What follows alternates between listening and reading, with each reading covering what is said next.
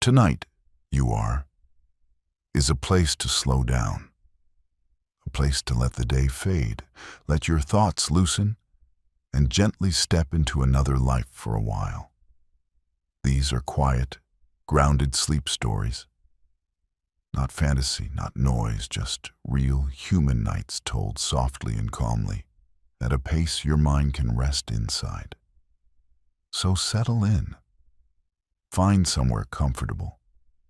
Let the room grow still, let your breathing slow, and allow yourself to drift into a different world for a moment.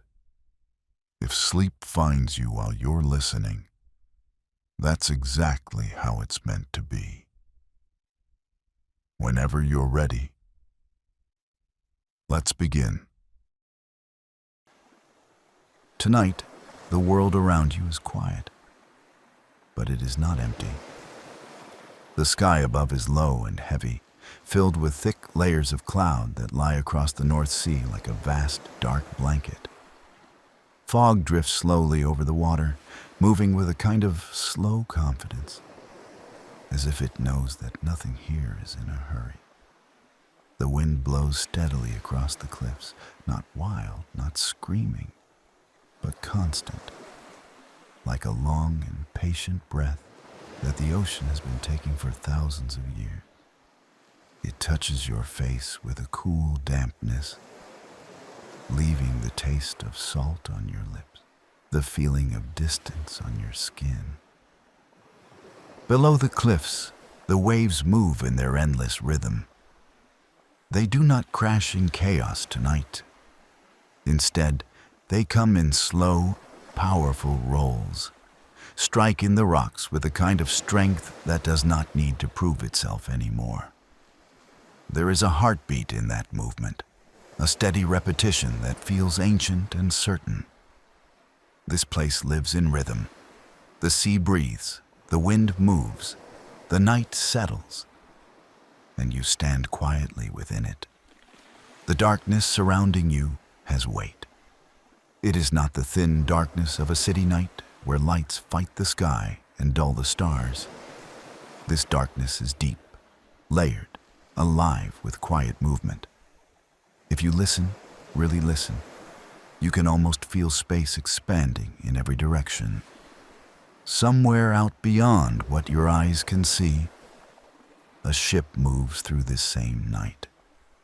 On its deck, people walk under lantern light, staring into thick fog and trusting that something out here, someone, will help them find their way.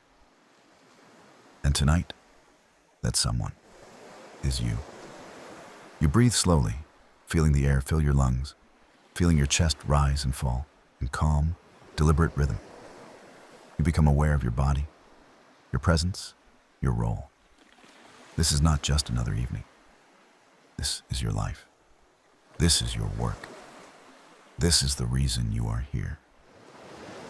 Tonight, you are a lighthouse keeper.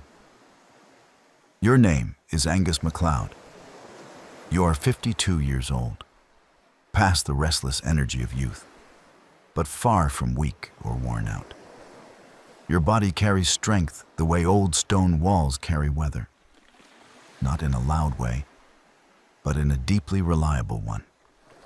Your shoulders are broad and your back is strong, shaped by years of lifting, climbing, working, and enduring. Your hands are steady, large, and rough, marked by calluses that tell a quiet story of tools, storms, and responsibility held carefully and without complaint. Your face carries time with dignity. There are fine lines at the corners of your eyes, placed there by wind, by sun, by nights spent staring into distance and days spent working under shifting skies. A short beard, already touched with gray, frames your jaw. Your eyes are dark and calm, the kind of eyes that have seen storms, seen fear, seen loneliness, and decided not to break beneath any of it. You are not a loud man. You do not fill space with noise. You fill it with presence, with steadiness, with the calm certainty of someone who knows his purpose. You were born in Scotland, never far from the sea. From childhood, you learned what it means to respect water, weather, and fate. Life taught you patience, and the sea perfected it. You have lived enough years to understand something simple and powerful. Not all meaningful work is seen, and not every important life stands in the center of attention. You are not here for glory. You are not here to be admired. You are here because someone must be, and because you are the kind of man who does not turn away from duty simply because it is quiet. You are not lonely in the way people fear loneliness. Yes, there are days you miss voices, laughter, the closeness of other lives beside yours. But you also know a different kind of peace, the peace of silence that has depth, the peace of solitude that feels like a space to breathe rather than a cage. You live with the wind, with the sea, with time. And somehow, that feels honest. Tonight, you stand here as Angus MacLeod, steady, patient, grounded. A man who understands that responsibility does not always weigh heavily when it is accepted willingly. Sometimes, responsibility simply feels like purpose. You are dressed the way a man must dress to work with the sea. Your coat is a thick, heavy oilskin, dark and weathered, polished smooth by years of rain and salt. It hangs from your shoulders like armor made not for war, but for endurance. Beneath it, you wear a dense wool sweater, hand-knitted, carrying warmth like a living thing. It smells faintly of salt, smoke, and past winters. Around your neck, a thick wool scarf is wrapped securely, holding in heat where the wind most wants to take it. Your trousers are made of sturdy wool as well, rough to the touch, practical, built for survival rather than performance. They fall into tall leather boots, dark and scarred by years of use. Their soles thick and trustworthy against wet stone and uncertain ground. Fingerless gloves rest in your pocket, waiting for colder hours. A cap sits on your head, shaped over years to fit you and only you, holding warmth where it matters. Nothing about you is dressed for show. Everything you wear exists to keep you standing where lesser men might falter. At your side hangs a ring of heavy iron keys, each belonging to a door that matters, each carrying a quiet promise of access and control. The faint sound they make when they move is familiar and comforting. In one pocket rests an old pocket watch, ticking softly, marking time in a precise but unhurried way. Time matters here, not because the world is rushing, but because responsibility is measured carefully. A small knife, a folded cloth, a few simple things you have learned to always keep close without even thinking about it.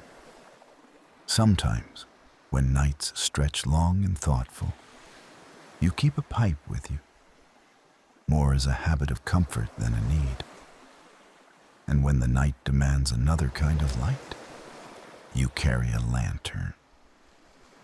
A small human glow in a world dominated by nature. Now you look around and think of where you are.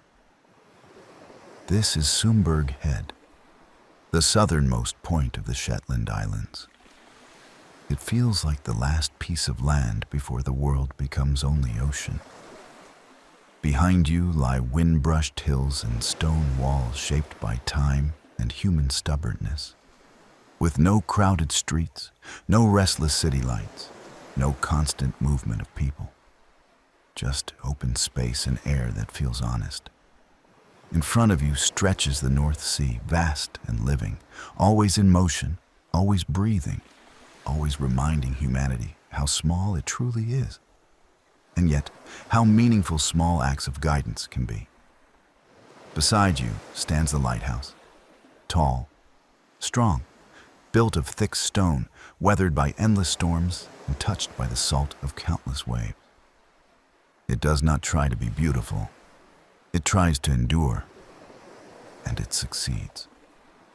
The tower rises with simple dignity, carrying at its crown the lantern room, its glass forming a watchful circle that will soon be filled with purposeful light. Inside waits the great lens, silent, powerful, precise, ready to slice through fog and darkness, ready to announce to distant sailors, here is land, here is warning, here is safety. Attached to the tower is the keeper's house, your house. Thick walls cradle warmth against cold nights. Floors are worn by steady footsteps. Tables carry the marks of use and years rather than neglect. The air smells softly of wool, stone, and the faint trace of lamp oil that never truly disappears. It is not luxury. It is not hardship. It is life. It is home. Around you, the cliffs drop sharply to the restless sea below, where white foam blooms at their base again and again with each rolling wave. Above, seabirds rest somewhere out of sight. Even they have surrendered to the night. For now, it is only wind, sea, and you. You belong here, not as decoration, not as a visitor passing through, but as part of this place, part of this system, part of an unspoken promise between humanity and nature, that even at the edges of the world, someone will remain awake to keep the light. Somewhere out in the darkness, unseen lives move slowly forward, trusting that when they need it, this lighthouse will shine. Your lighthouse. You take another slow breath. The world feels wide, the night feels deep, the ocean feels endless. And still, you do not feel small. You stand for a moment longer, letting the night breathe around you before finally beginning to move. Work in a lighthouse is never rushed. It is deliberate, measured. Every action has its rhythm, and every rhythm has meaning. Lighthouse keepers did not learn to hurry. They learned to endure. The wind presses against your coat as you turn back toward the building. Your boots strike firmly against the stone, each step grounded and familiar. This is not how a visitor walks. This is how someone walks who belongs to a place. The heavy door resists for a moment when you push it, the way old doors do, before yielding to your strength. A faint smell greets you immediately as you step inside. Stone that has held years of weather, a trace of wood, and the soft, permanent scent of oil and machinery. Lighthouses were often described as half house, half machine.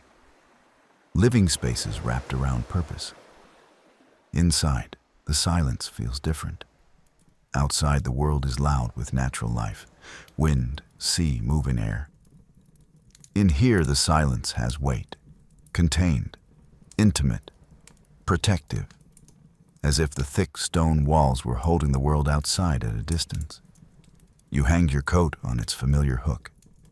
It rests there heavily, still damp with sea air. You remove your cap and loosen your scarf. Your shoulders soften slightly, not with carelessness, but with settling, like a man setting down a burden that he is still willing to carry. Before anything else, you do what lighthouse keepers across the world have always done. You check the time. Your pocket watch rests comfortably in your hand, the same way it has for years. You open it with a quiet metallic click and read the hour with steady eyes. Time matters deeply to a lighthouse. In the era before automation, keepers lived not by their own schedules, but by the rhythms of weather, light, and ships. In many places, Strict inspections were carried out to ensure every procedure happened exactly when it should. Failure to light a lighthouse at the correct moment could cost lives. The night is still young. There is work to do. You walk into the keeper's room, the quiet heart of your duties. A wooden table sits firmly near the wall. Shelves line the room with carefully arranged necessities. Tools, spare parts, oil cans, cloths, weather charts, books, records. The order is not decorative. It is functional. In many lighthouses, inspections demanded everything be spotless and precisely arranged. Not as a display of pride, but because in storms, panic wastes time, and time can kill. On the table lies the logbook, thick, worn, essential. Lighthouse logbooks were never optional. They were legal documents, scientific records, historical journals, and personal memory all at once. Weather, wind direction, sea conditions, visibility, all were recorded. Sometimes these logs helped investigate wrecks. Sometimes scientists used them years later to study climate. Sometimes they were simply the only written memories of men who lived at the edges of the world. You sit, the chair creaking gently beneath you. You open the book. You write the date. You write the hour. Then the observations. Fog present. Wind steady. Visibility limited. Sea state moderate. You don't embellish. Lighthouse logs did not exaggerate. They witnessed. You close the book, for now. Then you rise and begin the walk toward the tower. The stairwell spirals upward in long, patient turns. The steps are stone, worn faintly by footsteps older than yours. Lighthouses like this one have stood through wars, changing governments, shifting economies, generations of sailors being born and dying. The world changes. The sea changes.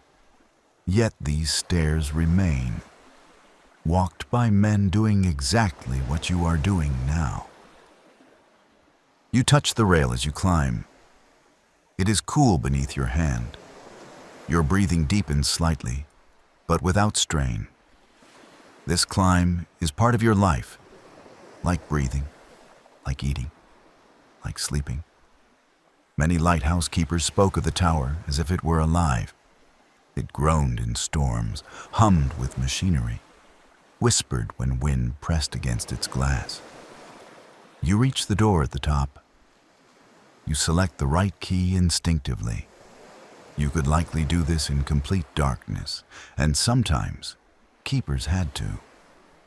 The lock turns with a heavy, familiar resistance. You step into the lantern room. Lighthouse keepers across history often describe this room as something sacred, not in a mystical sense, but in a sense of absolute importance. This is the heart, the mind, the reason the building exists at all. Before you stands the great lens, not just glass, not just metal. A Fresnel lens, a masterpiece of engineering that changed maritime safety forever. Invented in the early 19th century, it allowed lighthouses to send beams farther than ever before, without massive amounts of fuel. Before Fresnel lenses, countless ships simply disappeared into the dark. After them, coastlines began to glow with precision and purpose. You step closer. The curved segments reflect faint fragments of your face back at you, warped, stretched, transformed, as if the lens were quietly reminding you that it does not exist for vanity. It exists to turn a fragile human light into something powerful. Outside the glass walls of the lantern room, the night stretches endlessly. Fog curls around the tower. The sea moves, half seen. Somewhere out there are sailors who will never know your name, but who depend on this room more than they may ever realize. You begin your checks, every hinge, every bolt, every surface. Lighthouse keepers were trained to treat these mechanisms with the kind of respect normally reserved for living beings. Many of them wrote in letters and diaries about talking to the light, reassuring it during storms, thanking it after hard nights. It was not madness. It was recognition. This machine protected human life. You prepare the lamp. Years ago, lamps like this burned oil, whale oil, colza oil, paraffin, consuming enormous resources. Some required constant tending throughout the night. Later, electricity came. Easier, more stable, but still demanding of respect. Then comes the moment. You light the lamp. Light grows slowly, not dramatic like lightning, not explosive like flame, but blooming, expanding, becoming. The glass warms, the room softens, the lens awakens, and suddenly the beacon exists, bright and deliberate, ready to work. The mechanism begins rotating, slow and precise, creating that iconic sweeping beam. Every lighthouse in the world has its own pattern, its own signature. Sailors could identify a lighthouse simply by the rhythm of its flash. 3 seconds on, 2 seconds off, one long beam, 2 short, codes of light written across oceans. Outside, the world changes. Fog glows, sea shimmers. Darkness is no longer absolute. Somewhere, a sailor may see this and exhale in relief. You remain in the lantern room for a while, letting the rhythm of the turning beam settle inside you. The light completes its slow revolutions with steady precision, each sweep cutting a confident path through fog and darkness. It is the kind of sight that never truly becomes ordinary. Even after years of repetition, reassurance made visible, a human promise written into the night. For generations, lighthouse keepers carried the knowledge that failing to protect this light could mean disaster at sea. In many places, if negligence could be proven, the blame and the guilt rested directly on the shoulders of the man in the tower. The responsibility is enormous. Yet it is carried not dramatically, but quietly, with a sense of purpose that feels almost natural. When the last careful checks convince you that everything is as it should be, tension eases slowly from your body. The work is far from finished, but the most important promise of the night has already been honored. The lighthouse is awake, and it will keep watch. You leave the lantern room with calm, deliberate movements, locking the door with a familiar sense of respect. As you descend the winding staircase, the faint mechanical hum of the rotating lens vibrates gently through stone. A soft, steady pulse that feels almost like the heartbeat of the tower itself. Warmth greets you again when you return to the keeper's quarters. Like so many lighthouses across the world, this place is both fortress and home. A strange, beautiful mixture of discipline and quiet domestic comfort. Rules, precision, and machinery live side by side with wooden tables, worn chairs, and the small rituals that keep a human soul grounded. You open the logbook once more and let the nib of your pen meet the page. Clear, precise words record what has just been accomplished. The light is burning. The mechanism is functioning properly. The rotation remains steady. Many lighthouse keepers through history slipped small human thoughts into such pages. Fragments of loneliness, hope, fatigue, or longing. Tonight, your entry remains plain and disciplined. The work speaks for itself. When the writing is finished, Another ritual begins. Water fills the kettle, and soon its gentle rising sound spreads through the room. A small domestic noise that feels quietly precious in such isolation. For men who lived like this, tea or coffee was never trivial. It was warmth. It was grounding. It was something human in a world ruled by wind and water. While the kettle heats, you move toward the window. Outside, the world is transformed. The sweeping beam travels across the darkness in its disciplined rhythm, revealing drifting fog for a moment before letting it sink again into shadow, then returning with the reliability of breath.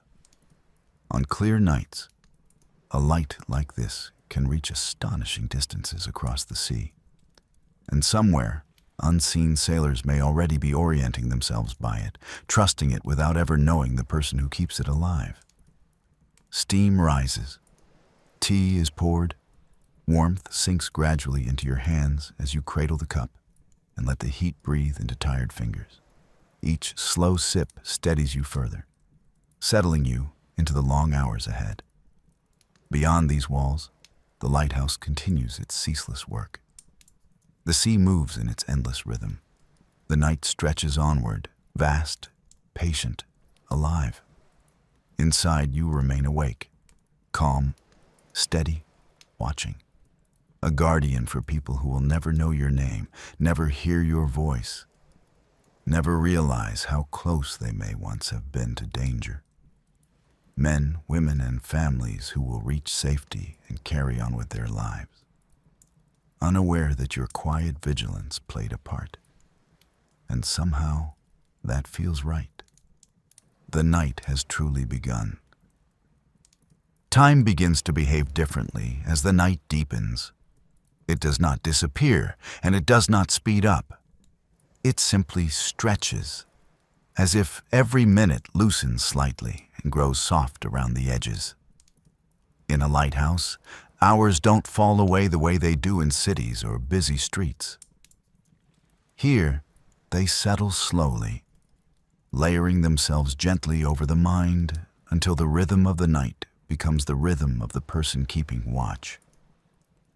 You sit in the keeper's room for a while, not doing anything dramatic, simply existing inside the warm pocket of space carved into the thick stone walls. The cup that earlier steamed with hot tea is warm now, then merely comfortable to the touch, and eventually becomes simply a familiar object resting near your hand. The room isn't silent, not truly, but every sound is so quiet and constant that it becomes part of the background of your thoughts. There is the faint mechanical breathing of the light above you, the subtle tremor of wind leaning against the structure. Somewhere, far below the cliffs, the sea continues its endless work, moving in the darkness as it has for centuries. This was the reality for most lighthouse keepers through history. Nights were not full of storms and dramatic rescues. They were full of responsibility that rarely announced itself with noise. The great challenge was not surviving violent moments. The challenge was remaining present, alert and calm through the long stretches where nothing seemed to happen, yet everything still depended on watchfulness. Eventually, you rise. Not because something urgent demands it, but because you know your duty is a living thing, not a fixed moment. There is a rhythm to your nights, shaped partly by regulation and partly by instinct. In many lighthouses, especially across Britain and Scotland in the late 19th and early 20th centuries, keepers were required to perform regular checks throughout the night, even when automation increased. Instruments helped, but human judgment was still considered essential. You take your coat again and begin to climb the spiral staircase. The stone accepts every step without drama. The tower feels as though it has always known footsteps like yours. Steady, patient, reliable. This climb has been repeated countless times by countless men before you. Many of them just as anonymous as you will always remain. History rarely remembers lighthouse keepers by name, only by the light they kept burning. When you unlock the lantern room and step inside once more, the world takes on that strange clarity that only exists at the very top of a lighthouse. The Fresnel lens rotates with that beautifully measured consistency, its curved glass gathering light and sculpting it into long, disciplined beams. That invention, created in the early 1800s, changed maritime safety forever. Before it, lighthouses struggled to project light far enough to truly guide ships. After it, coastlines became safer, and sailors spoke of certain lights the way people speak of trusted friends. Outside, the night has thickened. Fog has begun to gather again, not as a sudden event, but the way a thought slowly forms in the back of the mind. Along coastal regions like these, fog is not surprising. It is part of the rhythm of nature. But familiarity never means dismissal. Fog was historically one of the greatest dangers to shipping. It erased distance. It hid shorelines. It made confident navigation suddenly uncertain. Because of this, many lighthouses added foghorn systems, huge mechanisms powered by compressed air or steam, capable of sending sound miles through dense air when even light struggled to cut through. You stand in the lantern room for a while, watching the beam perform its work. You do your checks, though you know you did them earlier. The light is strong. The mechanism moves cleanly. The sound of operation is exactly what it should be. Your role is not to panic, not to heroically act, but simply to ensure this remains true. Eventually, you leave again and return to your quarters. And when you step back into that lower room, you realize you are no longer alone. There, as if he had simply condensed out of the shadows and warmth, lies Finn. He is curled upon the chair you had left empty, his fur dark and soft, his body compact in a comfortable shape that only animals seem to achieve so effortlessly. His eyes are half open, following you with that quiet familiarity of someone who has already accepted your presence long before you acknowledge his. He lifts his head as you enter. It is not a dramatic greeting, not excitement, but recognition, simple and grounded. You remember, in a calm, distant way, how he first appeared. You remember the storm, one of those nights when the North Sea felt like an entire world of motion and anger. Waves crashed against the cliffs and wind roared against the tower. And somewhere in the middle of that chaos, you heard a strange, unfamiliar sound. When you opened the door with caution, you found him there.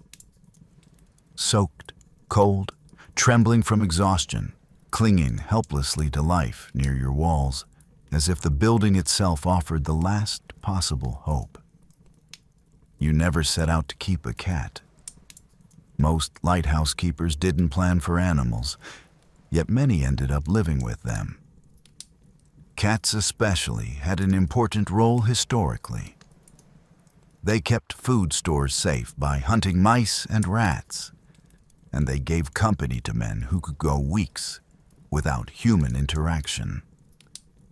Some keepers wrote surprisingly affectionate entries about their cats in journals and letters, describing them almost as colleagues or household residents of equal belonging. Finn stretches slowly when you sit, then moves with soft steps across the floor. A moment later, he is in your lap, warm and certain, curling into a comfortable weight against you. His breathing settles quickly. His presence grounds you in a way machinery never could. For a while, there is simply life in the room. You, the cat, the lighthouse gently working above, the sound of wind shaping the night. There is no urgency in this moment. There is only existence. This is when the world outside changes. At first, it is barely noticeable. The fog thickens further, and the air takes on that dense, heavy quality that experienced coastal dwellers recognize long before any instrument declares it. Atmospheric pressure shifts. Sound begins to travel differently, thick and slow. The night feels closer to the tower, as if the world itself has drawn nearer. Finn moves first. His ears lift. His head turns slightly toward the window. He is not startled. He simply reacts, instinctively attuned to the change around him. You follow his attention with your mind, even before your body responds. Then it arrives. A sound rolling slowly through the fog, deep, controlled, distant, but clearly intentional. A ship's horn. It moves through the night in a long, careful breath of sound. Not an alarm. Not a cry for help. A statement of presence. We are here. In dense fog, foghorn signals were critical before modern technology. Ships used them to warn others of their path. Lighthouses often answered, using powerful horn systems so captains could determine distance and position using sound alone. To sailors, those tones were lifelines. To those on shore, they were reminders of fragile human certainty moving through unpredictable nature. Finn lifts his head fully now, no longer half asleep. You gently shift him aside, and he settles near where you sit, alert but calm. You stand and feel the subtle tightening within your chest that comes not from fear, but from the return of full awareness. Another horn sounds through the fog. Closer this time, the sound traveling slowly but firmly through layers of thick air. You do not rush. You do not panic. You simply move with purpose. The tower is waiting again. You climb with more deliberate focus now, the spiral stair seeming slightly narrower, only because your attention is sharpened. The walls vibrate faintly with the rhythm of the outside world. By the time you reach the lantern room and open the door, the light inside feels like the most reliable thing in existence. It rotates perfectly, casting its long, carefully measured beam into an invisible landscape. Through fog like this, sailors may not see land until dangerously late. Many relied on flashes, counting intervals to identify exact lighthouses and confirm position. Some captains knew individual light patterns so intimately they could name them instantly. One wrong identification could lead to disaster. You place your hand gently on the cool metal housing, grounding yourself for a moment.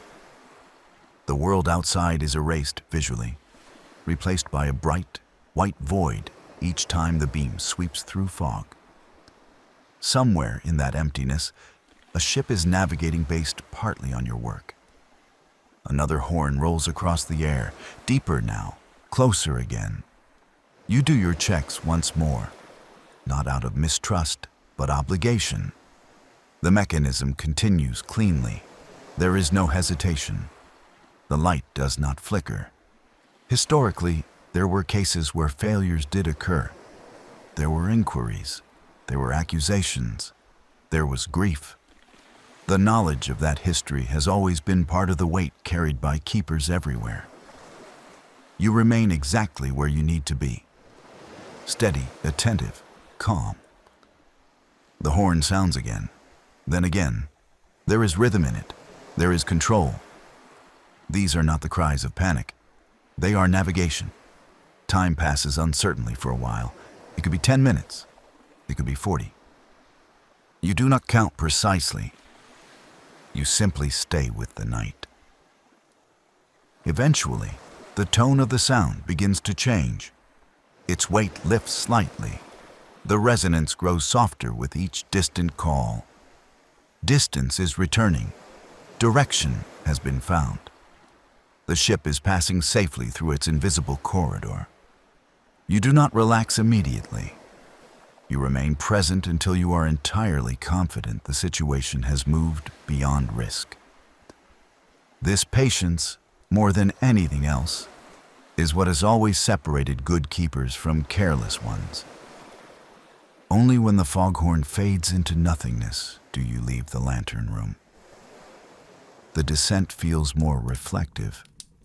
The earlier focus eases back into something gentler. When you return to the keeper's room, Finn is sitting patiently near the door, as if he has been listening to the silence the entire time. When you enter, he approaches and presses his forehead lightly against your leg. It is a simple action, but it feels like the world acknowledging that effort has passed and calm has returned. You sit again.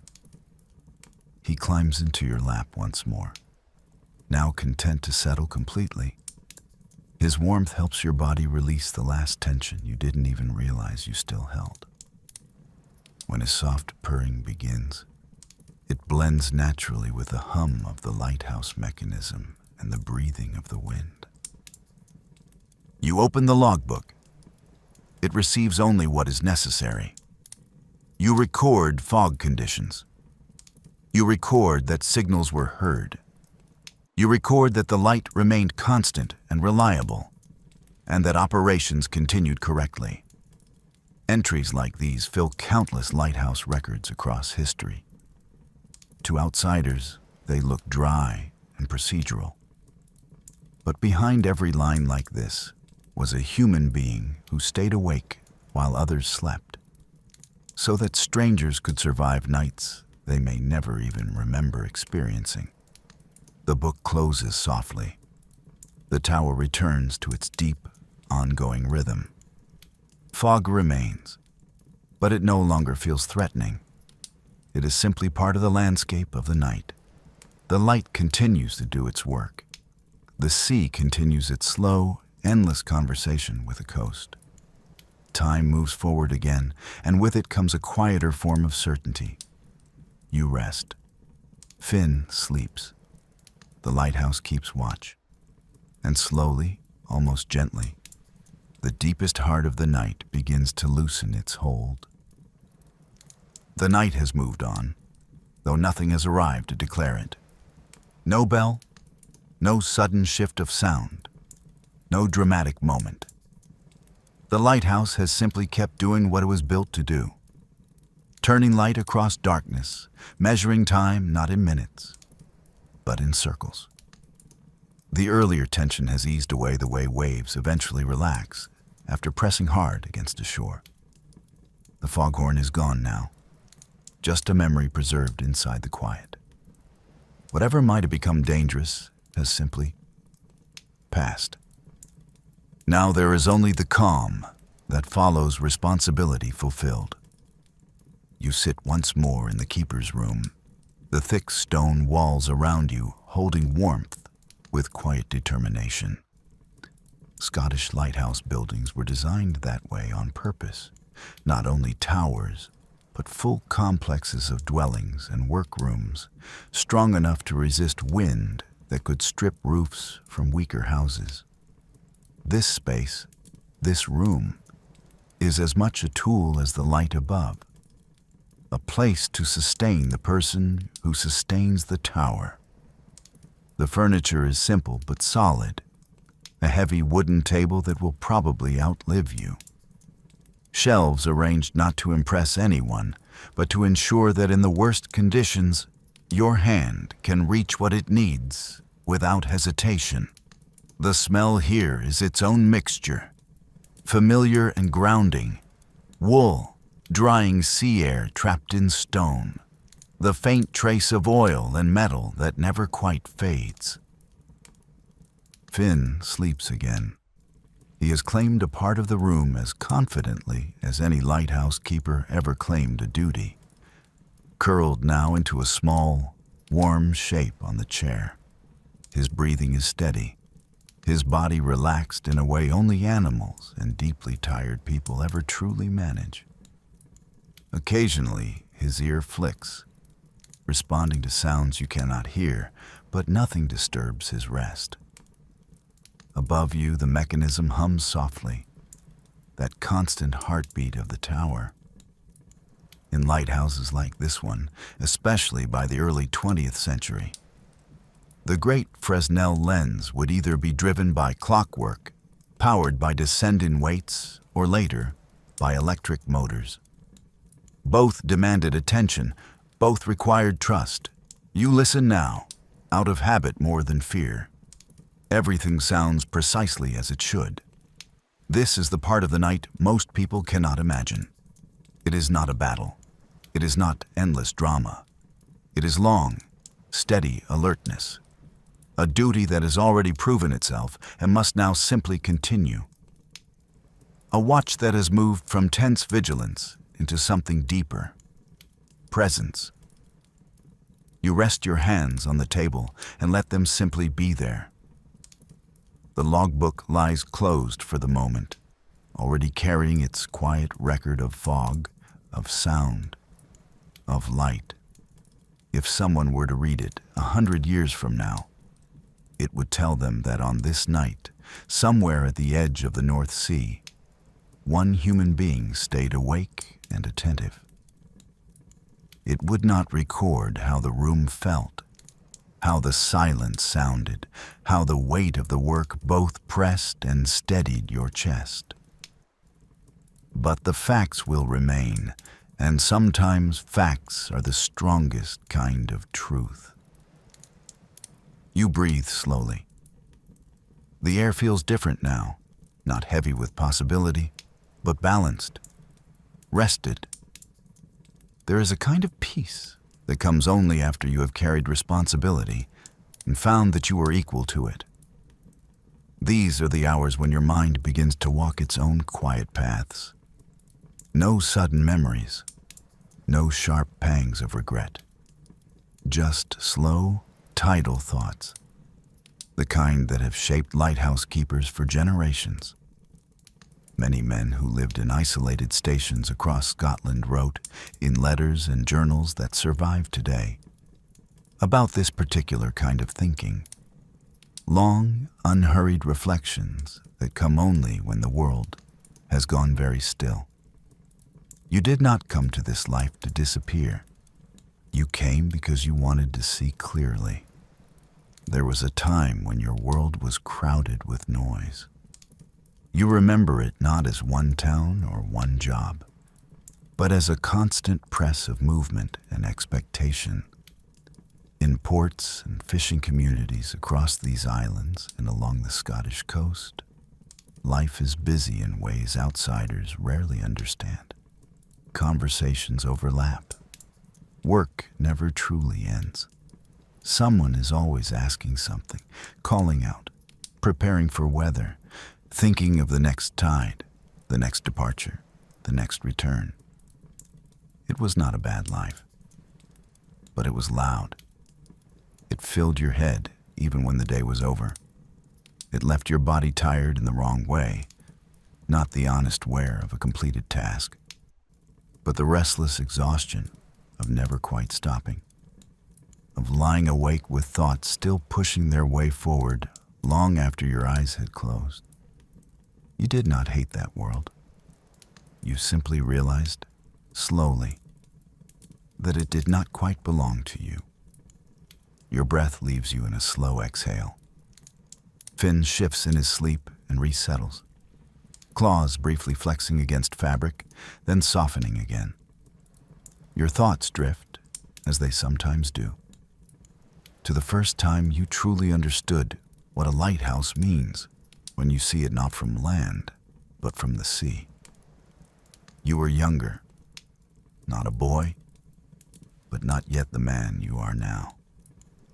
Your hands were already shaped by work, Your shoulders already carried strength. You were aboard a vessel, somewhere off the northern coast, on a night when the world had shrunk to nothing but water and air. Fog had rolled in, the kind this region knows too well, the kind sailors once feared more than storm winds. Not violent, but erasing. The horizon gone. The coastline somewhere near, but invisible. Men moved with quiet competence around you. Nobody panicked. People from these waters learn early that panic wastes time and judgment. But you felt that collective tightening, that silent agreement among everyone on deck that this was now serious, even if nothing had yet gone wrong. You remember the cold, the way wet air seeped through even heavy wool, the way every lantern seemed small against so much gray. And then a flash, not lightning, not a flare, a timed, deliberate light. Then darkness, then light again, then darkness, then light. A rhythm. Every lighthouse has its own signature. It's characteristic, as keepers and sailors have always called it.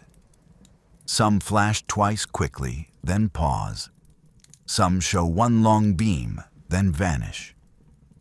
In the days before GPS, before radar became common, that pattern was often the difference between safety and disaster. Men could stand on deck, count seconds, and know where they were on the map simply by recognizing how a light behaved. The men around you recognized this one. You watched shoulders relax. You listened to the small changes in voices, not louder, not happier, simply steadier. A quiet certainty returned. Someone near you murmured the name of the headland, and the fog no longer felt like a blank wall. It felt like uncertainty with boundaries. You looked at that light longer than you needed to. You were not thinking of duty then. You were not thinking of careers or futures. You simply felt something settle in your chest, a recognition of work that was both incredibly simple and unimaginably important. A tower, a lens, a keeper, a ship in the night that would pass safely because all three did their part. You did not decide then to become a lighthouse keeper. Life rarely changes in one dramatic moment. But something inside you had turned quietly toward this path and never quite turned away again. Years later, when you finally came to this place, Sumburgh Head, at the southern edge of the Shetland Islands, you recognized that same feeling immediately. This headland has guided ships for generations. Its cliffs rise steeply, slipping straight down into restless water. Currents meet here. Weather forms here. For centuries, sailors feared and depended on places like this at the same time. By the time you arrived, the tower had already stood against storms that would have flattened lesser structures. It had already shone through wars, through winters, through long, unremarkable nights like this one. You remember the first time you walked up from the landing toward the station buildings. Wind pushed hard at your back. The kind of steady Shetland wind that makes conversation outdoors unnecessary. The stone walls rose around you, strong and purposeful. Even before you learned the rooms and doors, even before you memorized every stair and every hinge, you understood something. This place was built not for comfort alone. It was built for endurance. You met the keeper in charge then. An older man, lined by weather in the same way the tower was marked by storm. When he asked if you understood the work, he wasn't asking whether you could follow procedures. He was asking whether you understood the weight. You did. You learned everything that mattered. How to maintain the lens, how to keep glass immaculate, because a thin layer of soot or salt could weaken light across miles. How to wind weights in earlier days, or check motors and power systems later, when electricity reached stations like this one. How to keep records accurately, because those pages sometimes became evidence in inquiries, and sometimes became history. More importantly, you learned how to be awake when the world slept. Now, years later, you sit in this quiet room and realize that the younger version of you would have envied the calm in your chest right now. Something shifts at the edge of your awareness. Not a sound, not an alarm. Just an instinct that comes from years of living in partnership with weather and dark. You rise, careful not to disturb Finn. He opens one eye anyway, confirms that the world has not ended, then settles back into his warm circle of fur. You take your coat from its hook. The material is heavy, oilskin waxed, built for wind and sea air, just like coats worn by keepers and fishermen across Scotland for decades. It carries the faint smell of salt and wet rope, the scent of a life lived near water. You step into the corridor, then into the spiral stair. Stone curves around you once more. Many towers like this were built with inner galleries and outer walkways. Functional architecture, allowing keepers to inspect the exterior of the lantern and tower in all weather, even in the dark. You climb until the air thins slightly with altitude, until you reach the small door that leads to the outer gallery. You unlock it and push it open. Night air meets you, cold, clean, honest. You step outside. The wind has softened. Earlier in the night, it pressed like a firm hand. Now it moves like a slow breath. The fog has lifted here and there, torn into drifting pieces that slide lazily across the sky. When the rotating beam from the lantern above sweeps across them, they glow briefly, then fade back into shadow. You rest your hands on the cold stone of the gallery wall and let your eyes travel upward. At first, you simply see darkness. Then you see movement inside the dark. On Shetland, they have old names for old things. The northern lights are not strangers here. Islanders have long called them mirror dancers, the shimmering dancers. On some nights they blaze violently across the sky. On some nights they remain hidden. And on some nights like this, they arrive as something gentler. Shifting bands of pale green and faint white, appearing almost shy above the horizon. Tonight, the mirror dancers have come quietly.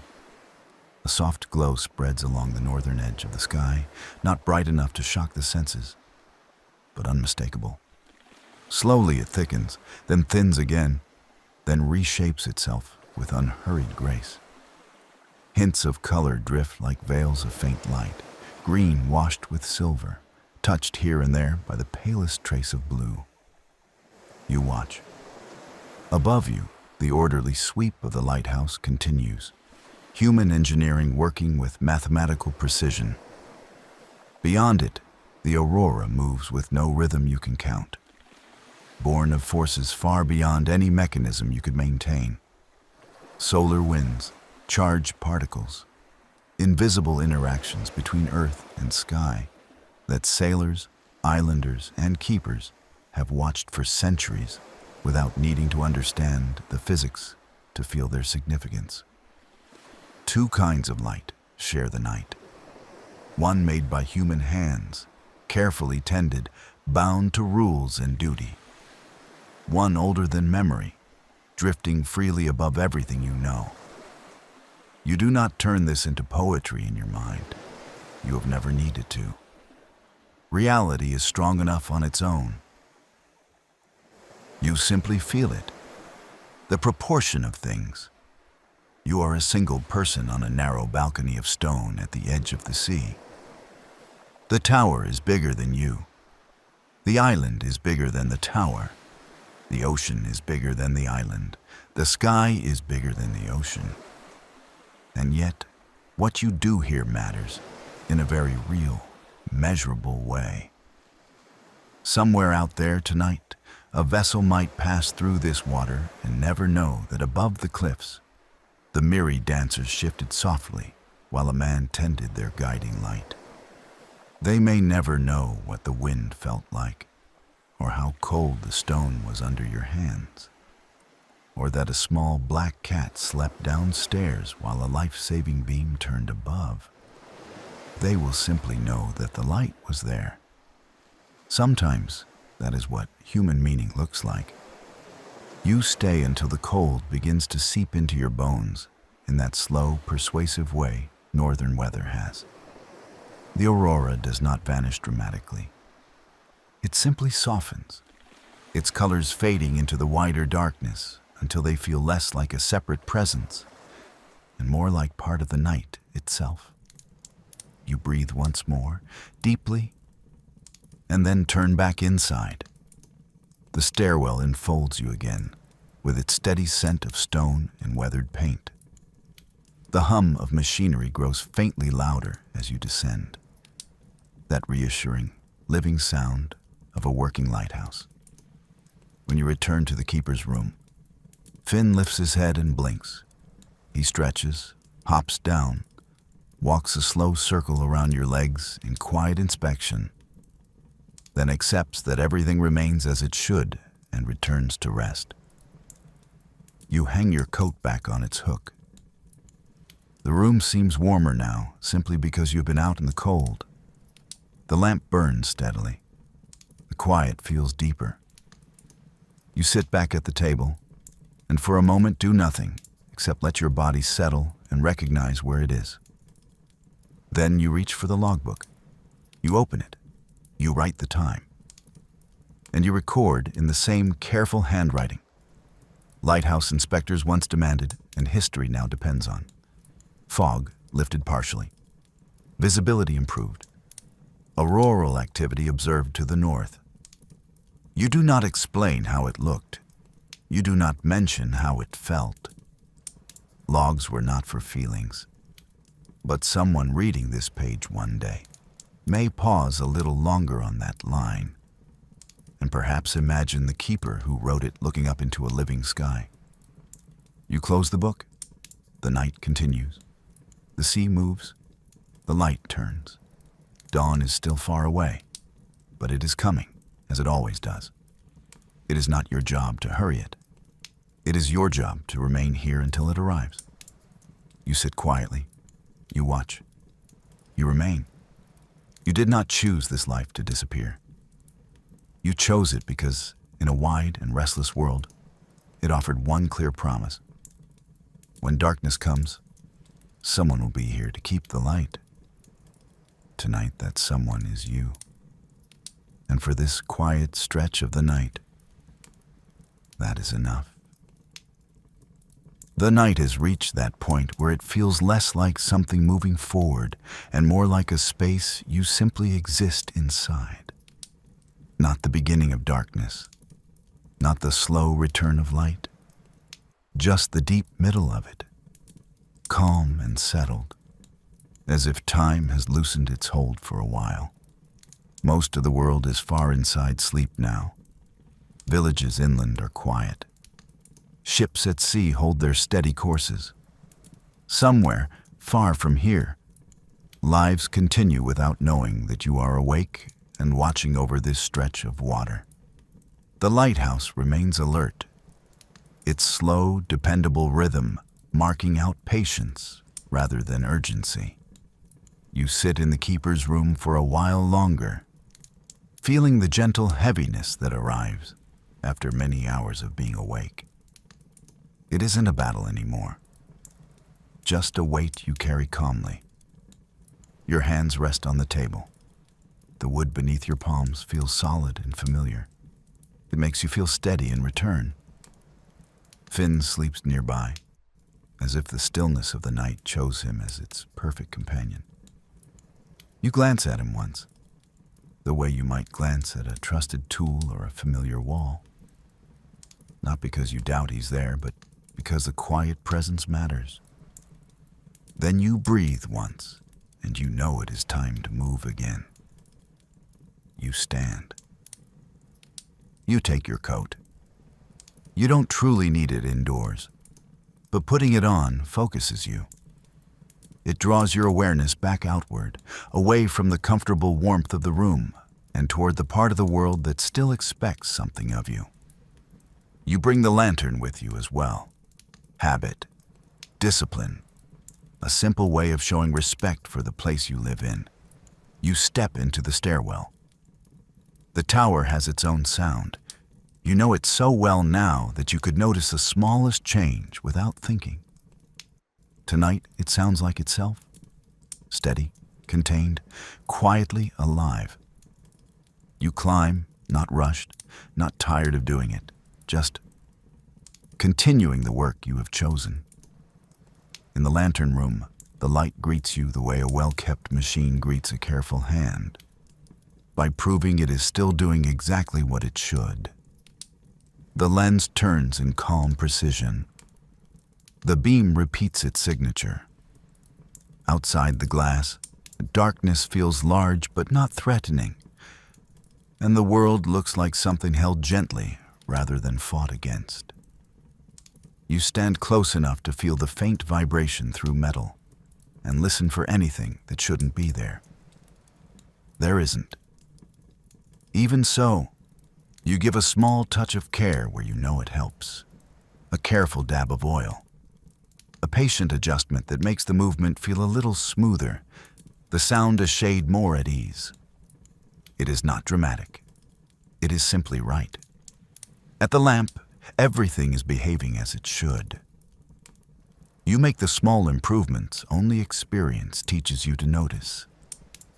Somewhere between necessity and habit, it becomes something like craftsmanship.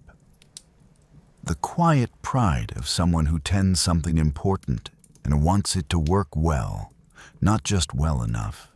You check the glass. You write down what matters in the language this life prefers. Simple truth, recorded without embellishment. The page receives the details, becoming one more quiet witness to a night that will probably never be remembered by anyone, except the man who kept it safe. You close the book. Your body loosens just a little. Not into carelessness, just into the comfort of knowing that what needed attention has received it. You pour a small cup of tea and let the warmth move through your hands before you drink.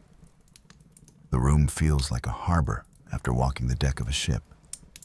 Not different, just more enclosed, more reassuring. The lighthouse works. The sea holds its vastness without asking you for more right now. The night remains steady. You did not need to save anything tonight. You simply stayed, remained aware, kept the light exact and faithful.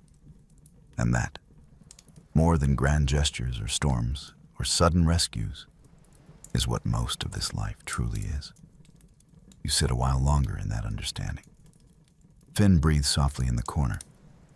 Somewhere above, the lantern continues its constant turning. Beyond the walls, the world waits for morning. You stay with it, not as a hero, not as a symbol, just as the person who promised to remain awake until dawn arrives and keeps that promise.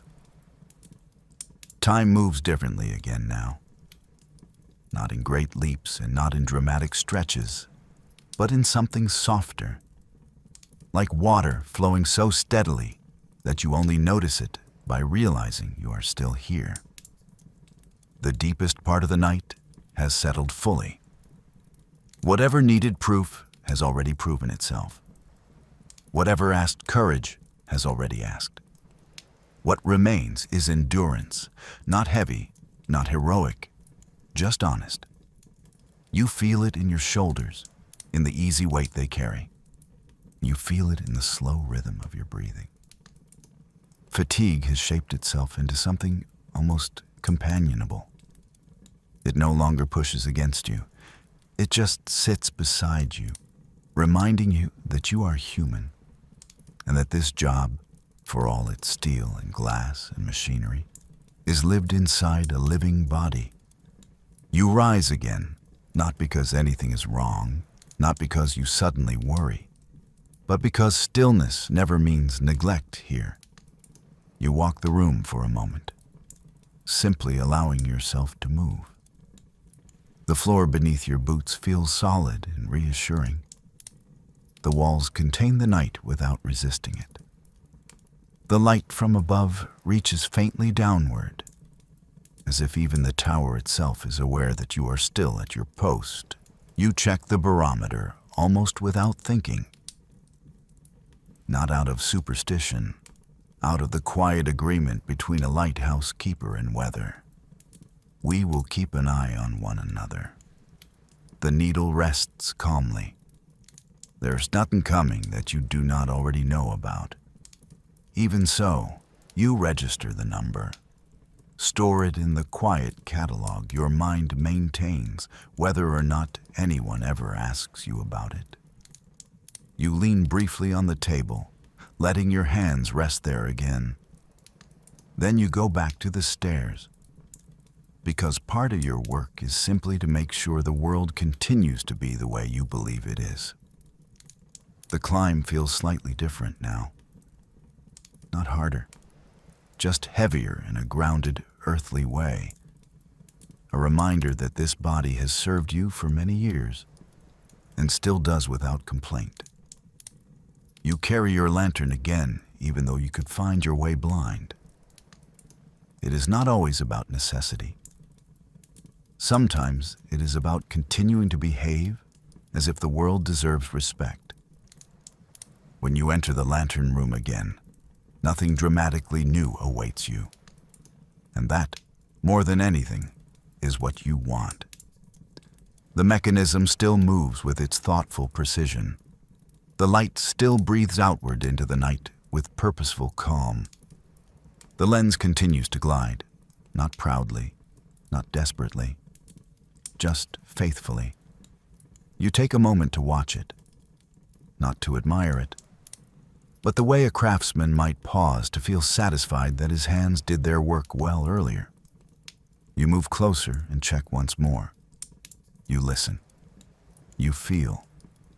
You let your senses confirm what your mind already expects. Everything answers you with steadiness. Everything tells you that this place is still what it should be. Still, your hands do their work. A minor tightening here, a small reassurance there.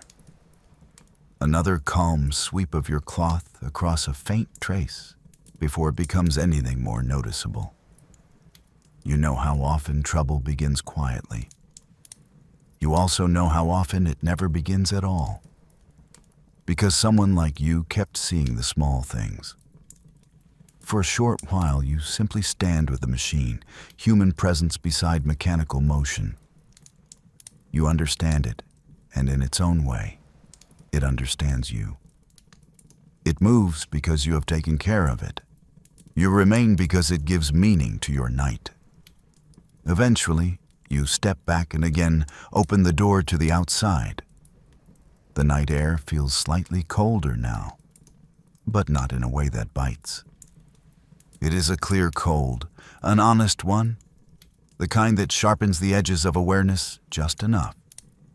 The sea below breathes with the same rhythm it has offered you all night, slow and strong, as if holding this coastline in one vast hand. You stay there longer this time, not to think, not to reflect, just to be part of this moment where nothing argues with anything else. The tower, the wind, the water, the beam of light, your heartbeat, everything holds itself in quiet agreement.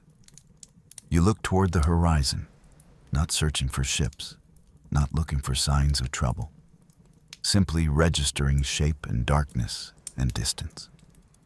There is something deeply calming in knowing where you are in the world. even when the world is veiled in shadow. When you finally return inside, it feels like stepping back into a warm conversation you know well. Finn doesn't fully wake when you come down this time. He shifts, makes space for the sound of your return inside his dreaming mind, then lets sleep keep him where he is. Even in that movement, there is something deeply companionable. The two of you share the same night, each in your own way. You sit again. Not because you need to collapse, because this is the rhythm of it. Work, watchfulness, movement, stillness, back and forth like the tide. Your hands find the warmth of the cup once more, even if it has lost most of its heat. You drink anyway, not for temperature, but for familiarity. The taste anchors you gently to yourself. You open the logbook again, not because something has changed enough to require it, but because this life values truth written down. You add a quiet note, the kind no one may ever care to read, except that it marks your continued presence, your continuous awareness. The book becomes a map of the night in your handwriting. Even the simplest observation proves you have not drifted away from your watch. You close it carefully. There is a point in every long night when the mind stops asking, "How much longer?" and instead settles into, "This is what we are doing, and we will continue doing it until it is time to stop." You have reached that point. It feels like something loosening inside your chest, like a knot untied. You let your gaze travel slowly around the room. You know every object here, as if it were part of your own body. Tools where they belong, shelves patiently holding their weight, walls holding the world outside at a respectful distance. Everything here has shape and purpose. Nothing exists without reason. Outside, the beam sweeps on. Every rotation means someone at sea, whether close or far, has the option of knowing where they are. Perhaps no ship is near enough to see it right now. Perhaps many are. You do not need to know which is true. Your work is not about being witnessed. It is about being reliable. Somewhere in the tower, a tiny sound changes, not alarmingly, just enough to catch your attention. You stand, follow it without haste, and find it easily. A slight shift of metal adjusting to cold, nothing more. You touch the frame, feel the truth of it, and let it be. You return to your chair. You breathe. This part of the night belongs to patience alone. Not effort, not emotion, just presence. You sit with it, and it sits with you. If someone walked in now, they might think nothing important was happening. They would be wrong. The importance is that nothing needs to happen because everything works exactly as it should. Time passes, quietly, confidently, and you remain awake, steady, grounded, carrying the last stretch of darkness as if it were something you were always meant to hold. Soon, the world will begin to change. Not yet, but soon. And when that moment comes, you will be here to meet it. Just as you have been here all night. You open the door to the gallery and step outside, and the moment you cross that small threshold, you feel it. The night is still here, but it has changed. It is no longer the deep, weighty darkness that owned every corner of the sky hours ago. It has softened, loosened, thinned in a way that is almost impossible to describe unless you've lived through nights like this again and again. The world feels like something that has taken a long breath and is now gently letting it go. The sea below reflects that change. Earlier in the night, it was powerful, measured, focused. Before that, it was restless, pushing always against the cliffs, shaping and testing them the way it has done forever. Now the water seems calmer in a way that lives not only on its surface, but in the feeling of it. The waves still move. They will always move. But there is no insistence in their motion now. They rise and fall with patient regularity, and every slow fold of water feels settled, as if the ocean itself has accepted that the hardest part of the night is over. You stand still for a while and simply stay with it. There is no rush in your body, no edge, no tension. Even the alertness that carried you through the darker hours now feels like something quieter, warmer, more human. You can feel the trace of tiredness in your muscles, not as a burden, but as a reminder that you have lived this night fully and honestly. You have carried it, and it has weight, but it is not heavy anymore. You rest your hand lightly on the railing. It is cold, but not sharply so, just enough to let your skin remember that this is metal, that you are anchored to something solid, something that has weathered far more than this single night. The stone below your boots feels equally certain, unshaken by storm, fog, wind, time. This tower has stood for lifetimes, and you had stood inside it for one small piece of that lifetime. Yet in this moment, those scales feel perfectly balanced. You look outward. The horizon is still mostly hidden. The sky remains dark, but it is not the same color it was hours before. There's a faint suggestion of space in it now, as though someone has brushed a layer of heaviness away and revealed something softer beneath. The darkness holds more air, more room, more quiet instead of weight. Fog that once pressed close around the lighthouse has become something different too. Earlier in the night, it felt like a presence. Thick, close, almost physical. Now it drifts lazily in long pale ribbons that stretch and thin and gather again without purpose. They wander across the water rather than cling to it. In certain places you can almost see through them, not clearly, but enough to sense depth instead of blankness.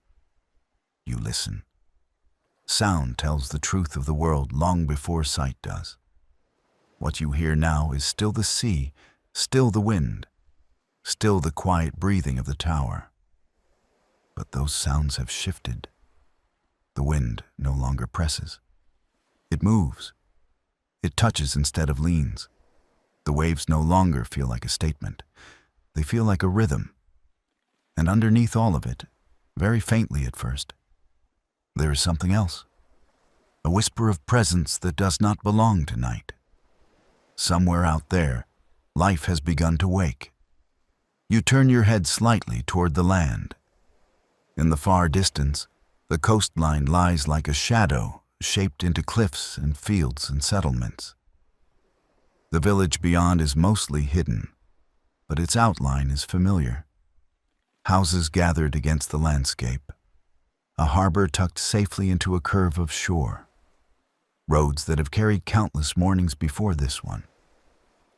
It is still mostly dark, but it is not asleep. There are hints. A small light flickers briefly in one of the distant shapes and then disappears again, as if someone rose from bed, moved through a room, and left darkness behind them once more. Somewhere else, another glow appears and holds. Smoke begins to creep gently from one narrow chimney, thin and fragile, as if testing the cold air.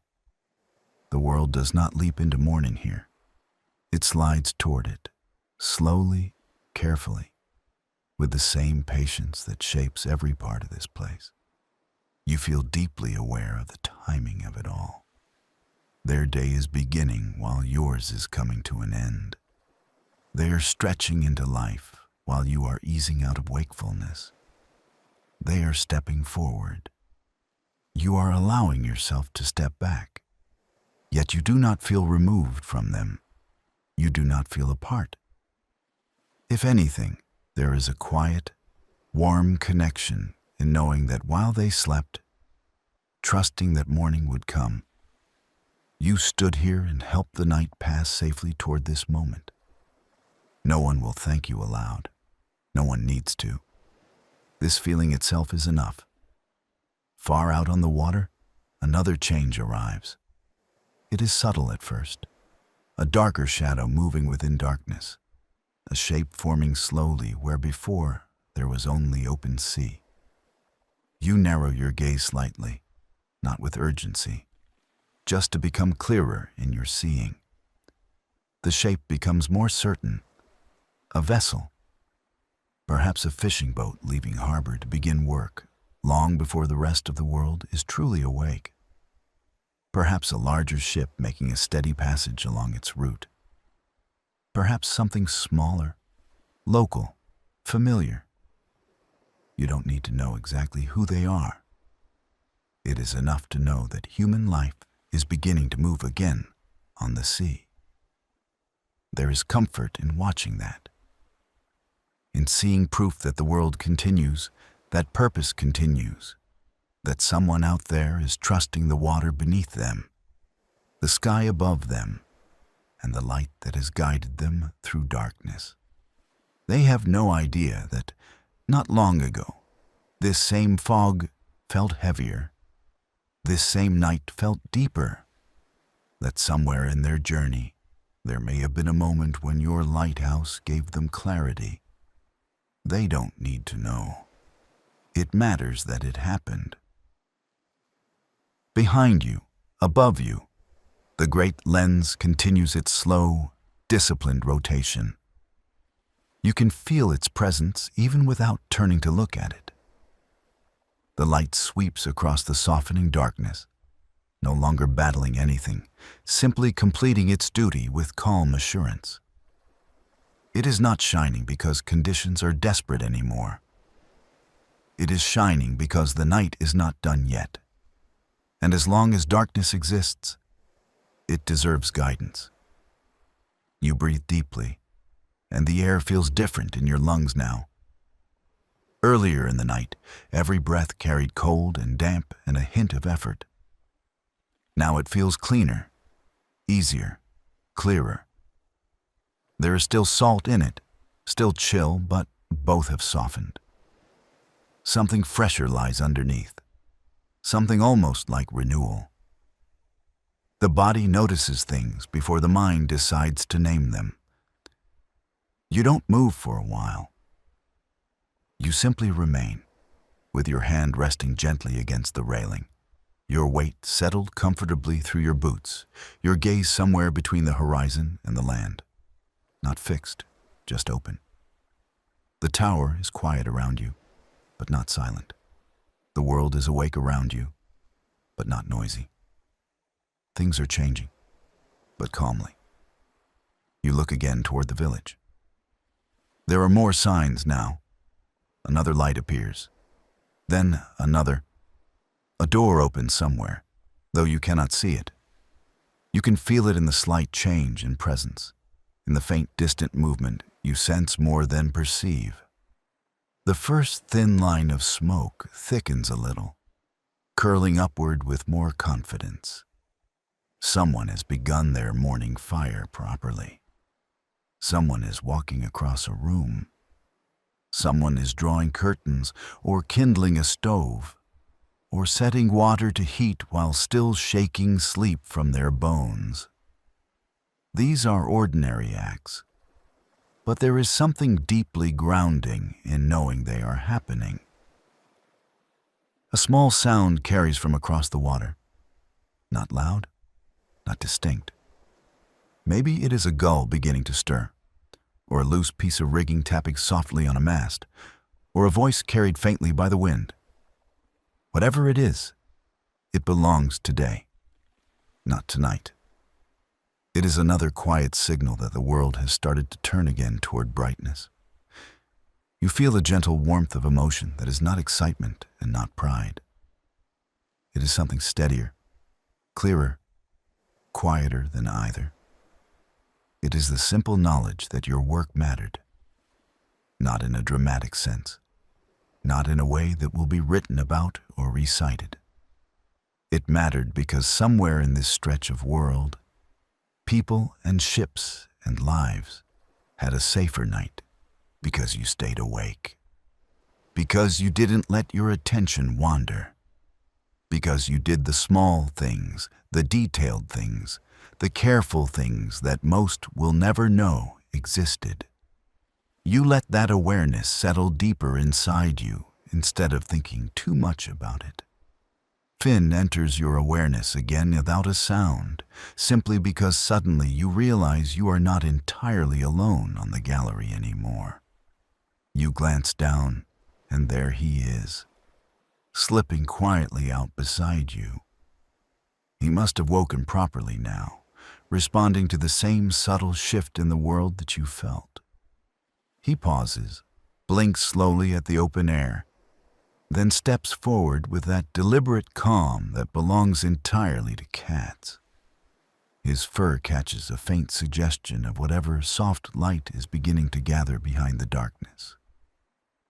He sits beside your leg and simply watches as you do, as if this moment belongs to him as much as to you. For a while, the two of you share it without needing anything more. Then, gently, finally, a first suggestion of true morning appears. Not an explosion of color, not a sudden brightness, just the slightest lifting at the farthest edge of the horizon, so faint you might miss it if you were not already attuned to the changes of this world. The sky loosens a little more, like fabric being carefully unfolded. The darkness loses depth. It does not vanish, but it no longer feels like a force. It feels like something that is in the process of letting go. You know what will come soon. There will be the first hints of pale blue, then the cold silver of dawn light touching the water. Then shapes will gain clearer edges. Shadows will stop being mysteries and return to being simple objects. The lighthouse will no longer be the dominant presence pushing back night. It will become one part of a brighter world again. And when that moment arrives fully, your work for this night will be complete.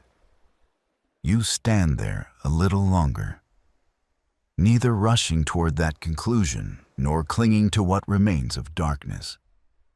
You simply allow things to be what they are. The lighthouse continues its faithful rhythm. The sea breathes calmly beneath you. The village gathers life one quiet moment at a time. The ship in the distance moves steadily onward, and you feel ready. Ready not for another task, not for another struggle, but for rest. Ready to let morning belong to others, just as night belonged to you. Ready to step away from watchfulness and into sleep, knowing that you leave behind a world already turning confidently toward day. Eventually, you give the railing one last grounding touch, not as a gesture of farewell, but as an acknowledgement. Then you turn and walk back toward the door. Finn follows, pausing once to look back at the view in his own unhurried way, then padding along at your side as though he is satisfied with how the night has concluded. You step inside. The air indoors feels warmer now, not because anything has changed within the tower, but because something has changed inside you. Weight has eased, responsibility has softened. A chapter has reached its quiet end, not with a final word spoken aloud, but with a feeling that settles in your chest like something gently placed back in its proper place. The night is not gone yet, but it has clearly begun leaving, and you have carried it safely to this point. Soon you will rest. Soon you will let your body finally sink into stillness, and as you do, the world outside will continue to wake. But for now, you take one last slow breath, feeling calm all the way through, and you let the near morning hold you gently, as if thanking you in the only way it knows how. By the time the world finally turns fully toward morning, Angus has already given everything the night asked of him. He has stood where others could not, stayed awake when it was easier to sleep, and carried a responsibility that rarely belongs to just one person. Nobody in the village will think of him when they open their doors or hear the quiet of a safe sea. No sailor will ever know the weight he held on their behalf. But he will know. He will feel the quiet truth of it in his tired hands and in the calm of his chest as he finally lets himself rest. This night was his to hold, and he carried it with a steadiness that never asked to be seen. Now the light can sleep, the sea can breathe in peace, and Angus can step away, knowing that the world reached morning exactly as it should. Not because of luck, but because he stayed. Because sometimes the world reaches its safest mornings thanks to the people no one ever sees.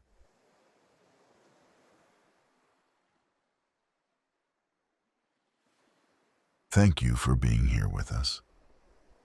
If this story brought you peace, warmth, or calm, feel welcome to stay a little longer. There are many more journeys waiting for you. If you'd like to support the channel, you can like, comment, and subscribe. It truly helps us create more stories like this. Rest well, explore more, and we'll see you again soon.